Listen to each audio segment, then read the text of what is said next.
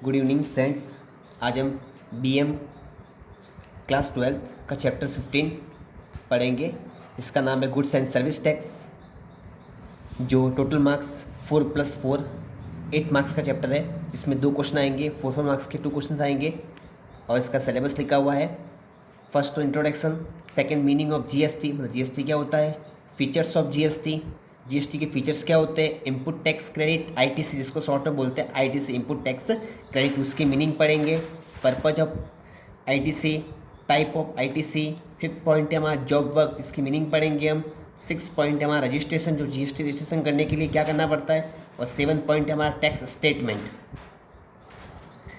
चलो इस चैप्टर को सिलेबस के बारे में पढ़ लिया है। अब जस्ट इसका फर्स्ट पॉइंट हम लेते हैं। सिलेबस का फर्स्ट पॉइंट है इंट्रोडक्शन।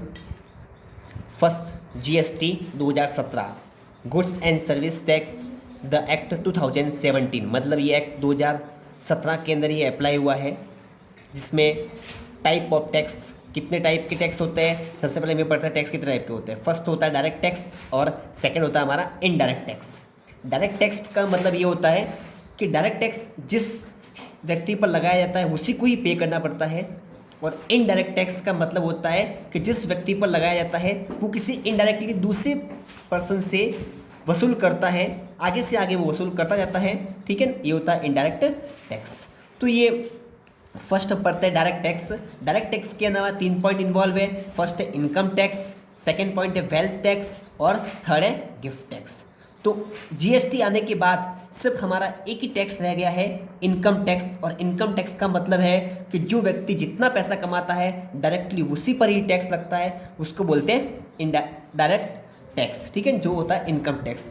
और सेकेंड पॉइंट होता है हमारा वेल्थ टैक्स और गिफ्ट टैक्स। इन दोनों को जीएसटी आने के बाद इन दोनों को, इस पॉइंट को हटा दिया गया है। ठीक है, अब होता है हमारा next indirect tax. Indirect tax के अंदर हमारे पॉइंट आते हैं service tax, excise duty. Excise duty का मतलब ये होता है कि जहाँ पर कोई भी प्रोडक्ट को प्रोड्यूस किया जाता है मैन्युफैक्चरिंग कंपनी के अंदर, तो वहाँ पर जो टैक्स लगता है उसको बोलते हैं एक्साइज ड्यूटी।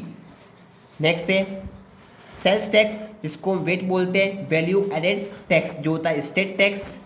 फिर होता है सेंट्रल सेल्स टैक्स, जो इसको बोलते हैं सेंट्रल स्टेट टैक्स का मतलब, सेल्स टैक्स का मतलब होता है जो सेंटर के द्वारा लगाया जाता है। नेक्स्ट है हमारे परचेज टैक्स होता है, एंटरटेनमेंट टैक्स होता है, लग्जरी टैक्स होता है। तो इन सब टैक्स को हटाकर एक टैक्स को बनाया गया है जीएसटी, जिसको बोलते हैं गुड्स एंड सर्विस टैक्स। अब ये टैक्स अलग अलग से नहीं लगते, इन सब टैक्स को मार्केट से हटा दिया गया है और हमारा एक टैक्स बनता है गुड्स एंड सर्विस टैक्स, जो हमारे जुलाई 2017 के अंदर ये अप्लाई हुआ था। हम इसका एग्जाम्पल पढ़ते हैं, देखो एग्जाम्पल से अच्छे समझ में आ जाएगा। एग्जाम्पल है जो प्रीवियस सिस्टम जीएसटी आने से पहले टैक्स लगाने का क्या सिस्टम था और जीएसटी आने के बाद हमारा क्या सिस्टम था। ठीक है, एक हम एग्जाम्पल समझते हैं। फर्स्ट होता है प्रोड्यूसर, जिसको हम बोलते हैं मैन्युफैक्चरर। सेकेंड पॉइंट होता है हमारा होलसेलर।